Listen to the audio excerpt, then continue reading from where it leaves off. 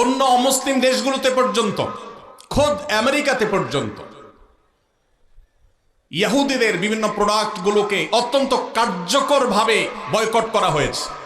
আমাদের এই দেশে প্রত্যেকটা দোকানে দোকানে, প্রতিটা দোকানে দোকানে আপনি পাবেন ইহুদি পণ্যে পরিপূর্ণ ভরপুর সয়লাব। আমরা অনেকে আছি যারা ফিলিস্তিনি বাচ্চাদের ভিডিও দেখে চোখের পানি ফেলি, কিন্তু আমাদের ওয়াশরুমে গেলে হ্যান্ড ওয়াশটা দেখা যায় ইহুদিদের। আমাদের ওয়াশরুমে গেলে দেখা যায় সাবানটা কেনা হয়েছে, যে সাবানটা আমি টাকা দিয়ে কিনে এনেছি আমার পকেট থেকে, সেটা ইহুদিদের তৈরি করা। আমি যে সফট ড্রিঙ্কসটা গিলছি ডক করে, সেটা ইহুদিদের তৈরি করা। এই সমস্ত পণ্য আপনি যখন মুদি দোকান থেকে কিনেন, আপনি কোন দোকান থেকে যখন ইহুদিদের কোনো পণ্য কিনেন, তখন আপনি পণ্য কিনেন না, আপনি মূলত ইহুদিদেরকে চাঁদা দেন বোমা হামলা করবার জন্য।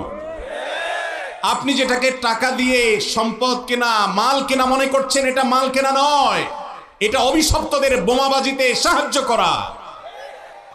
আমরা কারা কারা আছি ইহুদিদের পণ্য মুক্ত করব আমাদের বাসাগুলোকে? কারা কারা আছে? আল্লাহ আমাদের সবাইকে তৌফিক দান করুন।